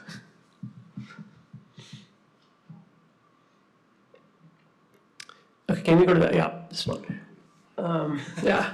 That's really cool. Thanks to our DSI modeling team, they produced that graphic. So just to wrap things up, we said we'll report how long it takes to run the models. It takes approximately 2 days or so to finish the 2-year runs, or roughly a day per year of simulation. It is still our intent to finish all the baseline scenarios. Like we said, we're still working on the validation. There'll be once we have the dynamic discharge, we'll need to put that into the model. We'll continue looking at the salinity issue in Nueces Bay, see what we can do to improve that. Then we'll have our existing condition simulation done. Then we'll have the with brine discharge simulation. Then we'll get into the ship traffic simulations. So we think it's probably going to take multiple iterations to get these right. Probably 60 to 20 days of computer time, maybe longer, depending on how many computers we use and how many runs we're able to get in. So our goal is to get at least the minimum number of scenarios completed in time for 2 weeks from today. So can we go to the next slide, please? Yeah, so basically this is, we'll come back in a couple of weeks. We hope to even get to propeller effect. So we might reach out to you on some of those questions, Jeff.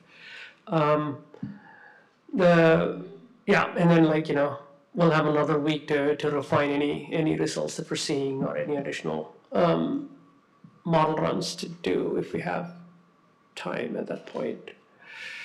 So our schedule remains the same as what we presented last week. June 2nd is, May 28th would be, the presentation of full results and the final deliverable by June.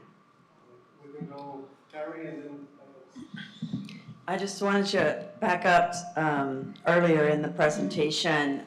You had a map of the whole inner harbor with the different places that you were taking the samples from, or that that one, yeah, that one, no, to the right, the next one over, yeah, that. What are those colors of each one represent? Yellow, blue, red? That's just the different agencies. We try to color code them by agencies. The pale blue is the NOAA, the red, or the reddish ones are the CBI, orange is, TCEQ, and the yellow is Water Development Board. The whites are also whites are basically the boundary conditions for the model. And then I also wasn't clear, I can't remember, the Nueces power plant, the one in the harbor that delivers the water to Nueces Bay. Yeah. Does that use fresh water and it puts fresh water in Nueces Bay, or it uses salt water and puts salt water in Nueces Bay? It uses salt water, right? Yeah. Draws it out. It draws out of the model, so cools dynamic. everything. Yep. So that's why that. Actually, that's a good point, so we'll look into that. So do you know what the discharge concentration is for salinity? We just assume it's 35. It is whatever, I don't know, we need to look at that. I need to look at Yeah. that. It's So whatever the inner harbor would be, 'cause Yeah, it's so- throwing it right out, and then it's putting it in a Nueces. Evaporation, oh. Yeah, Presumably, we don't know what that is. That's also the tricky part of it. But we did check the DMR. The evaporation was very small. Like, you know, yeah. that could be. That could, yeah, right. And so- Thank you. You might actually have helped us right there. And so if the desal plant is built and it's discharging brine kind of close to that, and they're sucking up that high salinity, and then, you know, evaporating and stuff, then it could be even higher salinity that goes into Nueces Bay, If which it is- might be a concern. Yeah, but you're correct. So if it is so there is, if the power plant is evaporating some of that water, it'll concentrate the salinity. We do have DMR flows, Yeah, that's what I right? explained, yeah. So- You're gonna actually calculate that ratio. And also, just FYI, in the permit for the Nueces Bay power plant, there is a cap on the consumption. So you're gonna consider that one as well, like you cannot go beyond that amount. Well, yes, we can only assume that they cannot go beyond that amount of consumption. So- And then the other question I had is that you guys are developing this model for the city, and the biologists have said that year after year after year in the future, that it would be important to continue to run this model to track how the proposed plant, if it's built, would be affecting the bay. So will the city of Corpus Christi own this model? Or will we have to contract through you to be able to get that modeling to continue to run for 10 or 20 years or however long? I'm gonna let the city owns this model, right? And Right. I'm gonna let them answer this. But You get it. this is work done for hire, so we have to, I don't know where that Right, idea so, comes. so the city of Corpus Christi Water is contracted with Spheros for this work. All of the work completed, it becomes a property of the city and Corpus Christi Water. So the model in the future can be updated or rerun, or different scenarios can be run with qualified modelers that might be future contracts with Spheros. It might be future contracts with maybe some other modeling company. It's just part of the procurement and budgeting process. I got a couple calls. Let's go to Mike Wetz and we can go back to you, Carl. Sorry, just following the order. Yeah, so last night, Dr. Herska Stanzo and I sent out an email with some relevant environmental scenarios that we feel like very strongly that need to be tested with this model. Will those be incorporated into your scenario testing over the next week or two? How many scenarios were there? Did we get a sense for the number of scenarios? Well, we presented 11 different scenarios, but we prioritized them as well. So, but these are all based on naturally occurring environmental conditions that need to really be captured in this. Yeah, so, I mean, our goal would be to first get through what we're contracted to do, and then we can definitely look at these scenarios. There are a couple of different ways in which we can approach that. One is, if you want dry conditions, how does it look like? We can see if the simulation already has periods where it's dry, and then we can look at those. That's one possibility. What is are you suggesting that we run these for 2023, 24, the 2-year runs, or are you suggesting, can you elaborate on the scenarios you want us to do? Sure, let me just, I brought them, so let me just pass them around and you can consider them. Can I ask a real quick question? How many runs were y'all contracted for? Because at one point we were talking about doing runs from 2009 to 2024. So did that change somewhere in the middle? Because it did capture wet periods, average periods, dry periods, periods with low wind and high temperatures. And I am concerned that we aren't capturing those kind of periods. The current conditions are pretty dry, right? So you are, and then you saw the Hurricane Beryl period where there's a storm surge, so you have like an extreme sort of coastal condition. So let's see here.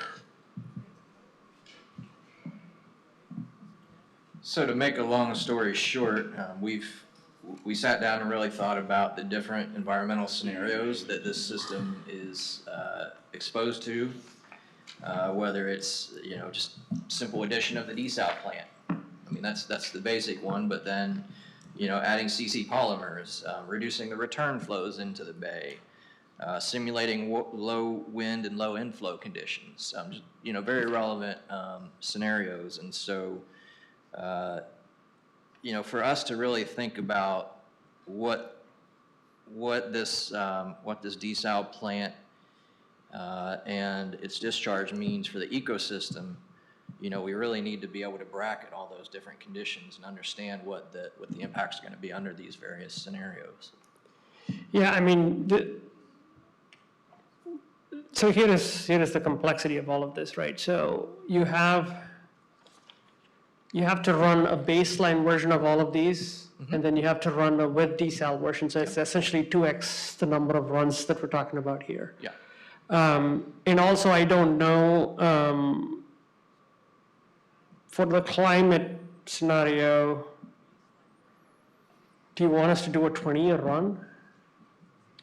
Well, I mean, we've discussed this on multiple occasions. We ideally would like to see a run that propagates out over the life of the plant. But again, you know, we run into this issue where the city has given you a very tight deadline. So one way of potentially doing this is just superimposing that, you know, that 1.2 degrees Celsius temperature change or the sea level rise on the, you know, the modern data. So take 2023 water temperatures and add 1.2 degrees Celsius or something. I don't know if that's actually valid or not, but that's the only thing I can think of. Yeah, I agree. I mean, it's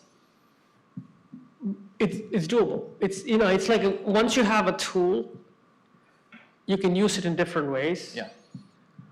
But there is a right use for a tool and there is not a right use for a tool, right? And so if we can, like, you know, the only concern I have that we can certainly, I mean, first, timeline is another story. Can you do that in the model is the first question. Yes, you can do that in the model. You can increase the boundary conditions by, you know, the ocean boundary by whatever you have here for sea level rise. And you can also increase temperatures by X at each of the incoming boundary, right?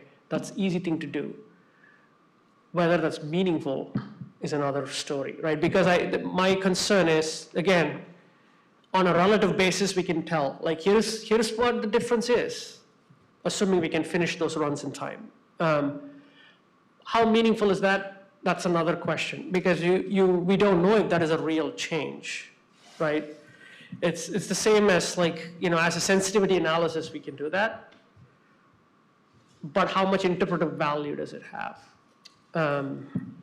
Well, so let's look at the worst case scenario that we've hypothesized. So you've got modern conditions, you add the desal plant in, you add the CC polymers, so that's another source of brine. You take out the return flows, so the bay gets saltier because you just don't have as much return flow going in. You have low wind conditions, low inflow conditions, warmer waters. You could easily give us, you know, hey, this is what our reference conditions are. This is the worst case scenario. So this is kind of the expected range that we may see in terms of salinity change. So maybe let me respond. So you're saying, like, create I'm going to call this quote unquote environmental worst case is what you're trying to come up with, right? It's like with sea level rise, with all of these put into one simulation. But well, yeah, we break them out into individual, I guess you could call it sensitivity analyses for each scenario, but then we also present just a worst case scenario. And again, it's not ideal given the time frame that we have. I mean, you know, Nick and others brought us onto this committee to assess the impacts of this desal plant.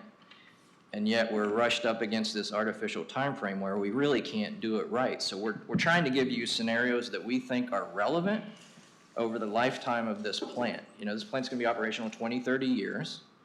So, you know, to really think about what this plant means for the long term for this ecosystem, we're trying to give you scenarios that we think should be tested here, that the Yeah. scientists involved think should be tested? Yeah, Mike, if I could just comment, I think what we should do, take this information and digest it and come back to you with some comments. The one thing I mean, we all know that the scope is set, timelines are set. There's people counting on us to deliver this information, which we're working hard to do. These scenarios need to be, I'm gonna expect the experts to comment on them and probably have more questions for all of you about them. I'd Yeah, like I to Go appreciate- from there. you I know. appreciate that, but that doesn't sound like a commitment. And I just get back to the fact that, we were brought on, I think, to really help provide guidance on what this modeling effort and the outcomes mean for the bay and for the ecosystem. And we're giving you what we think needs to be done to assess that. And so, I just circle back to the meeting that we had at UTMSI a few weeks ago. I mean, there's not, I don't think, enough attention being given to the science and the needs there for us to really assess what this means. I'd like to add one possible scenario that I think is a better reflection, because I think and I think it was great that they started talking about that, but the reality is I think there needs to be a scenario on what happens if we switch from a centralized water production and distribution system to a decentralized system. And I think the way you reflect that is, instead of eliminating the discharge, you actually convert each one of the entities that is doing freshwater discharge now into essentially having their own CC Polymers type plant. Because that's the scenario we're actually seeing unfolding now, and that has advocates, is that the city of Corpus Christi will no longer be the water provider for large-scale users outside the city limits. And so I think it was good that they went through that exercise, but the end of that is not that those users go away. The end of that is those users create their own production.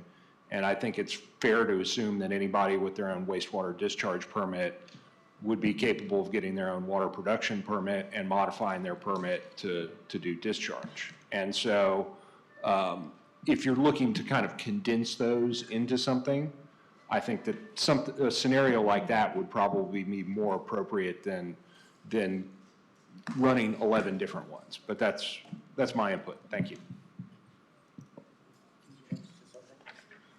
I just want to say that regardless of, and I leave that to Pradeep to make the decision because it's on his court. I think a more descriptive, quantitative representation of each of these scenarios is also essential, because when you say temperature and sea level, how much, we need to have, if they can run the model and have the time, the question is what are those temperature and salinity that you want to see? It's right there in the definitions. Okay. I think this takes us back that the modeling team has not put the time into reviewing the Yeah, memo.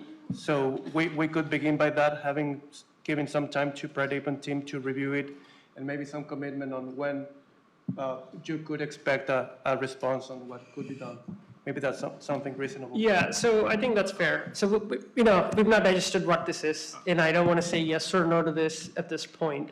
Other than, just my gut reaction to 11 times 222 scenarios. It's a lot of computer time that we might not have. Yeah, I Realistic totally time. get that on Yeah, your so- part, 100% get it. Yeah. But my gut reaction is, again, we were brought on this committee to assess the impacts of this discharge, and that was the intent of the model. So we're giving scenarios that we think are very important from a scientific standpoint to give this assessment credibility. And right now, because of these artificial timelines that the city has us on, we're not getting a commitment to actually run those scenarios. So that's my point. I just have one observation about Barney Davis and Nueces Bay.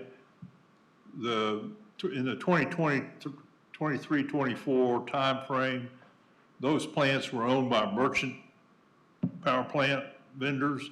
And so they were only operating when there was a high demand period. Those plants have now been sold to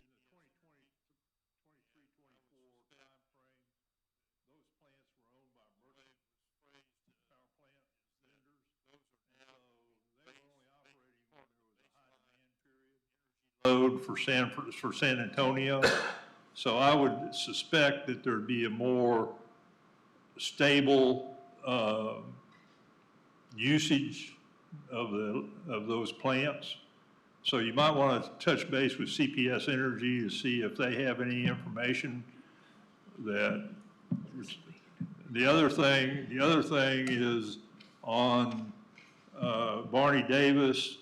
Their permit has a temperature component to it. That's why they got that 500 or 600 acre pond out there to reduce the temperature. Their permit says that they have to return the water in the ambient temperature of the discharge. So hey, two things related to what Carl just mentioned. We've discussed this in here, and it probably was before the transition. The net direction of water movement in the Inner Harbor is in part a function of the movement of water from the Inner Harbor to Nueces Bay, so that intake and then subsequent discharge out of the Inner Harbor by the power plant. I agree with the transition to CPS. Should be a much more steady part of their base load. However, there are still likely to be downtimes for turnaround for that facility. So understanding the cadence of those, the duration of those, and the implication for net direction has less to do with modeling perhaps the salinity, change salinity, but has profound operational implications for the proximity to the intake and discharge of this facility. So that's a secondary consideration that I think we haven't brought back up since the transition. I don't know if that was part of the transfer of institutional knowledge. One other comment. To the work that the representatives of the science community have done and put forth on our behalf, and just as a way of as an opinion of another committee member, speaking to the importance of that contribution here. From the onset, we've discussed as a committee that the numerical results of this modeling exercise are only as good as our collective ability to translate those into ecological impacts, right? That's the motivation for all of this work. So regardless of the marginal incremental effort required to do that, if we don't do that successfully in a way that satisfies the rigor as presented by the representatives of the science community here, we've undermined the merits of everything that comes before it, right? The numerical outputs are not what community members who called for this committee and this work, that's not what they're seeking. What they're seeking is a translation of that into the real world ecology. The best people to do that in this region are represented in this room.